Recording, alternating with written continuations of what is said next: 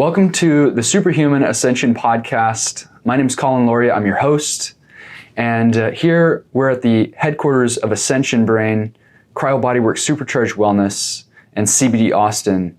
On this podcast, we discuss consciousness, neuroscience, biohacking, and a lot more. And we bring on some extraordinary guests who have transformed into who they are today. And today we've got a special guest, Adriana James. Thank you and welcome for being here. We've got a lot of different things to share with our audience, and I kind of want to start with how I met you, because we've cleansed the space here with a little bit of Palo Santo, and that's actually how I met you. And there was a fantastic Halloween party that was quite elaborate. And there was an energy cleansing room. And that was so perfect for the high vibration that this party had with it. And to give people a little bit of an introduction, you have an awesome story. Thank you. And you're from New York. And I want to share with our audience just who you are, because there's a huge list. And this is why you are really superhuman. Thank you. That's very kind. You carry an energy presence about you that is contagious, and we all love it. So thank you for that. And some of the things that you do to cultivate that energy is that you're an artist, you're a model, you're an actress, you're a singer, dancer, fitness and yoga instructor, star of the Shine On show, and an ambassador of high vibrational nutritional elixirs and supplements with Now Alchemy, which is a fantastic company, a fine jewelry maker, and last but not least, an intuitive women's empowerment coach. Wow. Excellent. Is that right? Yes. Are we missing anything from that? Not really. I mean, sure. There are many facets to all of us, so I'm lucky to have been able to participate in so many elements of my own being and get to do those, on a professional level, and get to work with people who are experts in all of the fields that you listed above. So I'm so blessed to have been, placed in so many wonderful arenas to cultivate knowledge in various fields. And you're from New Orleans. You moved and had a career in New York. Yes. And finally, we got you here in Austin. Yeah, well, New York City is having an interesting low point right now, and there's not a lot of performing arts going on. There are a lot of different things happening in that environment. So I've stepped out of that environment for now and am branching out and seeing what happens in the rest of the country. Yeah, of course. There's so much energy there. But like you say, there's a lot going on here as well. And there really is. And since the second I got here, I ended up at this Halloween party where we met. And it's very interesting that you mentioned that there was an energy healing room, because I just started doing that. No one asked me to do it. So I bring Palo Santo everywhere I go anyway. It's a wood from Peru. And so these are trees that have fallen down and have been in the Amazon rainforest for an extended period of time. So they're very old. And so Palo Santo is becoming more and more rare as well, because so many people are utilizing it, and it's become more, more of a mainstream item. But at the same time, a lot of people don't understand the healing properties of Palo Santo. So Palo Santo, not only does it negate negative energy, but it helps invite positive energy. So it's wonderful to use for cleansing of your energy being, of your energy field, to just, let things release, let things go, and invite in positive change. And so at this particular party, it was literally a Halloween party. Everyone's in costumes and having a great time. I found this side room, and I was keeping my stuff in this side room, and I just went in there and I was looking for something else in my purse, and I brought up my Palo Santo and, started cleansing myself. And then other people were like, oh, do me. And then it turned into an energy cleansing room, which was kind of amazing. It was an extravagant party, at this wonderful gentleman's large home. And the perception was that there was a dedicated energy cleansing room. And so we all were just gravitating towards that room. And I had the time to go and visit. And immediately when I walk in, the energy is fantastic. And it was just, it hit me. I was like, oh my God, they really got the right person for this. And you were just there to serve. I was just serving love to all of these new friends that I was meeting, because at that point in time, I knew a whole one person in Austin. So I met a lot of really interesting people that already, that cycle of creation has begun with me being in a new place, meeting new people, and here I am sitting with you today. So even that wonderful, positive, energetic experience led to more and more positive, energetic experiences. Absolutely. With the people, especially that took the time to connect in that space. Yeah, well, you have an extremely vibrant personality, and when entering that space, it was very clear that you're just present entirely. And all of the things that you do, especially having a career in acting, as a dancer, as a singer, you're expressing yourself in a multi-dimensional way, and it keeps your energy cleansed just naturally there. Right. And so, and in presence, that's such a wonderful, wonderful word, because at a certain level of performance, that's what makes a professional dancer a professional dancer. That's what makes a professional singer, an actor a wonderful actor. It's understanding and being in the moment. So when they talk about stage presence, it's literally about being present in the present moment and telling the story that you're looking to tell. So thank you for saying that. Absolutely. Well, I come from a background of a family, that is deeply into music. And I finally started to tap into my own ability to learn piano. I sang in high school and things like that. I danced and all that stuff. But I really didn't continue pursuing that or continue growing that. And it's actually really, really helpful for people to step out of their comfort zone a little bit and really start expressing themselves, because we have stuck energy, and singing opens up the throat chakra, and, dancing opens up everything else. And just being perceptive of our energy field is really important. And that's why I wanted to bring this conversation to this podcast, because you're just doing it so well. And that's good to share with people on how to help raise vibration. So yes, I believe that is my mission, is to help others raise their vibration and tune into their own evolution. Because we are all constantly evolving, always have been and always will be. And we all seek growth. When you're stagnant, you're not creating, and we are all creators.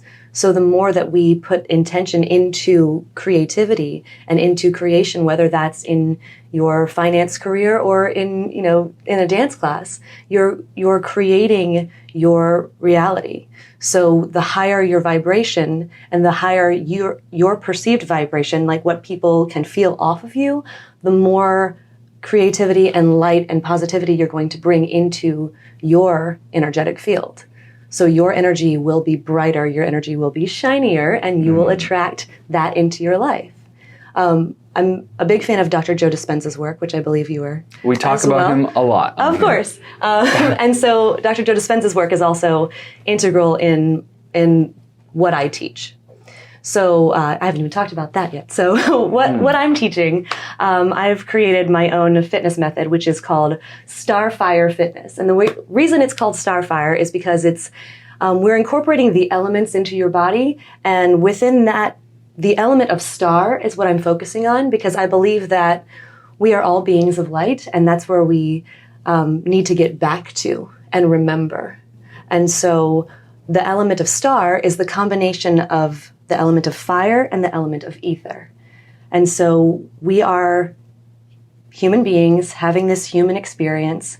We are, we are souls living in this human form. And so we need to activate our human form to elevate the energy of this physical body for our souls to be able to connect in a clearer way to divine guidance. The energy of our spiritual selves is infinite. Right. So we are just using that to expand our human expression. Exactly. Yes. And so tapping into our infinite capability and our divinity and our sovereignty is what I'm trying to help people feel within themselves. So the guidance that I provide within the fitness method is all tuning into your chakras, activating each chakra, activating your emotional field, activating your subtle energy body to transcend you to the next level of your reality. And it's a very fun process, but it can be uncomfortable too. And I think that's great for people to, step into different areas that they're not used to, because it's just going to help you grow even faster, and it's going to show up in your life in many, cascading ways. Right. Growth is through discomfort. So if you've ever taken the time to, actually look for change in your physical body, like working out, you have to be consistent. You have to be consistent to create change. And to be consistent, you have to go through periods of discomfort. And that's how we grow. That's, even going through negative to go to a positive. If you're going to jump, you have to bend your knees and go into a negative to create the positive. So that duality, the polarity of it all, is not a bad thing in any way. It's just, it is. That's the way that the universe works. So we have to go through the negativity and the ups and downs and the discomfort to create that positivity and that change in that energetic expression. And that's what we're doing in my class. I love that. Well, last night I went to karaoke, and even just something so simple as that is, getting up on stage and just doing your thing and not worrying about what other people think. It's just so good for you. It is. And there's something. It's good for everybody. Oh my God. Yeah. And there's something about like singing and whatnot that just brings in multi-dimensional energy, and it makes you a much more dynamic person. So yeah, that's great that you're able to help coach people through that process. And sound is just as applicable in this process as the movement. Because I'm a singer and a dancer. I'm a musician first and foremost, because my mother's a musician. So from the time I could speak, I was singing, because my mother sings constantly, all the time. She's always singing, always. She can play the piano beautifully. She plays the violin. We all play the violin in my family. So there's a musician aspect to everything that I approach music and dance as a musician as well. So the sound element is very important. And within my class as well, I ask people to sing in harmony. And now that sounds a little scary to some people. Like, come on in and sing in harmony. Like, that's not what it's promoted as at all. We're working on our individual expression. We're working on experimentation, integration, and transcendence. Those are the 4 pillars that I'm working with within the confines of this class. And so within that as well is creating harmony within the energy of the people who have all shared in this experience together, which is really beautiful. Because we've all created this energy for ourselves, and in a shared space where everyone has been vulnerable, everyone has been asked to, be in their own space, ecstatic dance, close your eyes, and just let your body do whatever your body needs to do to get out whatever energy is there, and then asked to unify.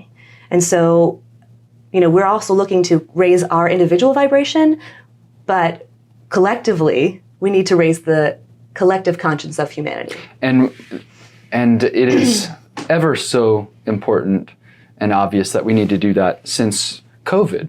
And right. So it's interesting, you just got to Austin, but you're coming in with a lot of vibration, and you're coming in and instantly getting synchronicity here, because what you came into at that Halloween party, that was the day you got there, or the second day or something? 2 days after I got there, yes. Well, you were coming into the culmination of a gathering and a connection of Austin's community, a high vibrational community. And that's what I asked the universe to provide. I was if I'm going to immerse myself into a new atmosphere, I'm also here starting at a 0 point. So everything that I'm inviting in, I'm looking for things and people and experiences that will add to my vibration, not detract from it. So that's what I asked. I meditated on this. I asked the universe for some sort of Halloween party that would be super fun, full of high vibrational people, and it appeared.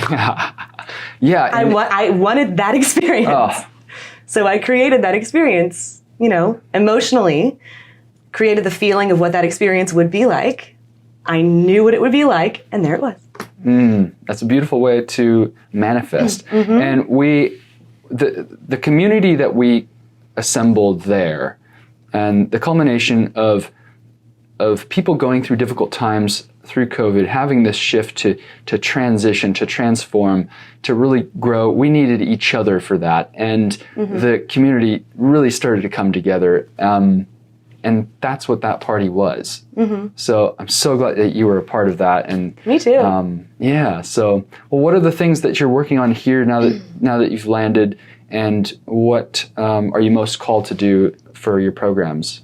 Well, what I'm called to do is, help as many people as possible. That is the ultimate goal. So I've been invited already here to teach for, do master classes with some local dance studios and things like that. But I'm looking to create the space where people come to this class on a regular basis. Because the overall viewpoint of this class as well is not just 1 hour long fitness class. I want people to come in and spend at least 2 hours together. And the first hour is personal development work. So we actually take the time to ask questions, write down things that we want to work on,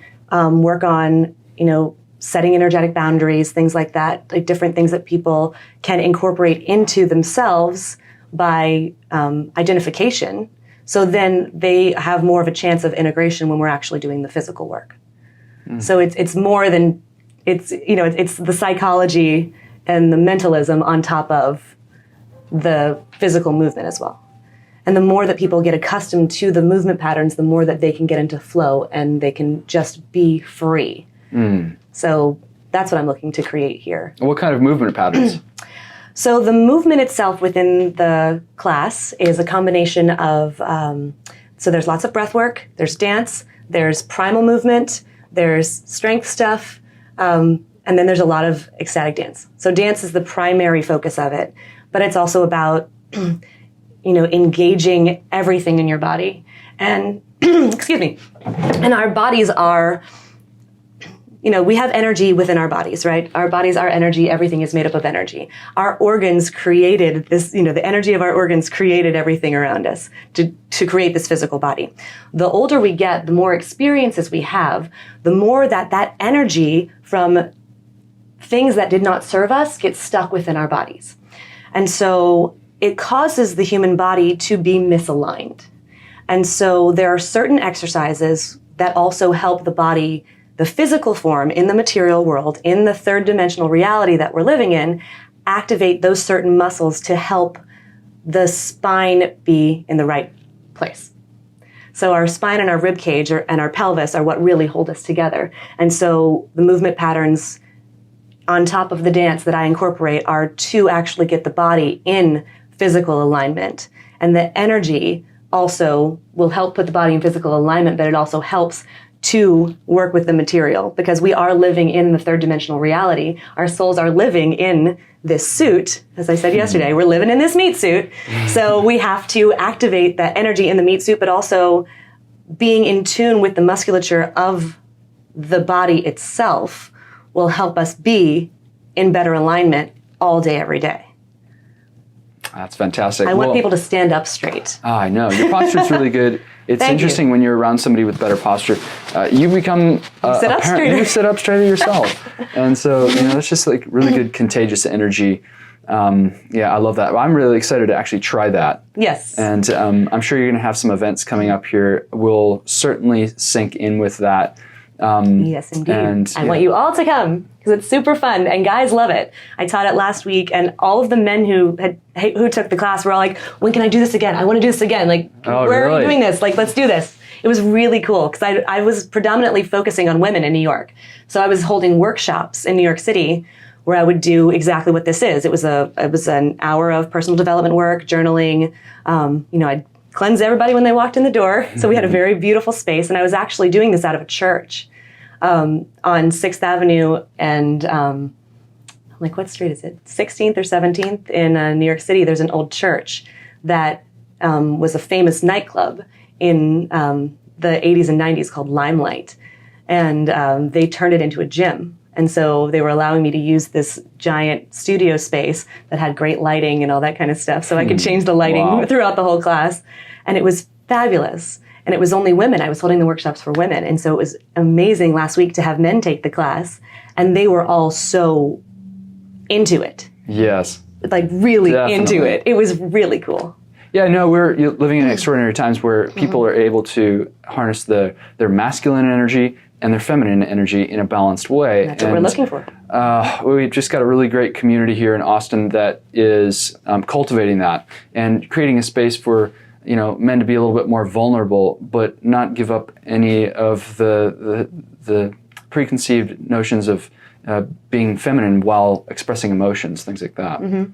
So, and there is masculine energy in the class as well. Like, I'm asking you to do primal movements and get into warrior at times as well. So you're engaging that fire within you by tapping into your warrior self before we get to the king and queen. We go through the transcendence of all of those levels. So we go from baby to child to warrior to sovereignty. Like, that's all part of it. Engaging in your, letting your inner child play, but also feeling your warrior self as if you were going to, defend your family and stand up for what you believe in.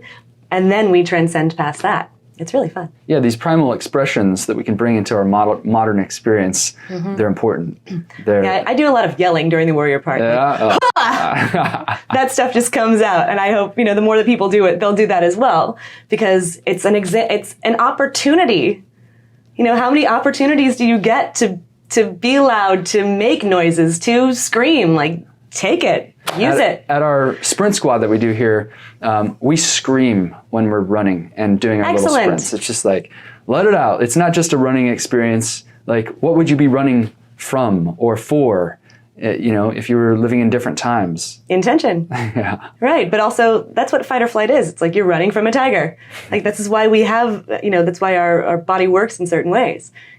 That's pre-programmed into this human suit. It is. It's already there. So, what do you do with what we already have access to? It's a superhuman suit. It is a superhuman suit. Yes. But that's what, you talk about biohacking and all of these wonderful things available to you and have this lovely facility full of things to optimize your human experience. Thank you. It's a beautiful thing that you're offering people. Well, we really haven't showed you much of the facility other than what we do, which is cryotherapy. And when it comes to just activating the body in all of its glorious ways, first need to make sure that it's actually not having inflammation that's restricting blood flow, and we need to wake the body up and get that energy moving.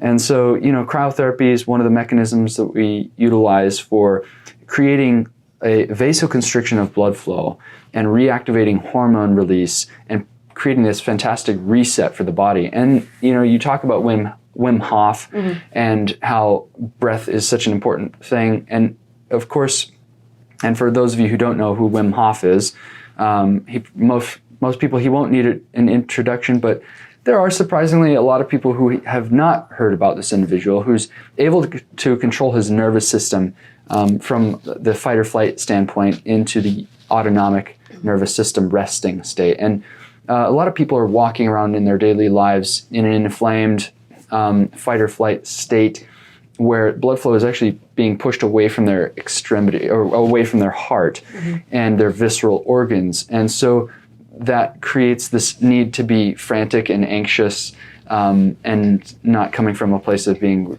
grounded and whatnot. So and centered. It's just I'm just going to point it out because of the way that you physically showed that. You talked about the blood flow going to the extremities and away from the heart.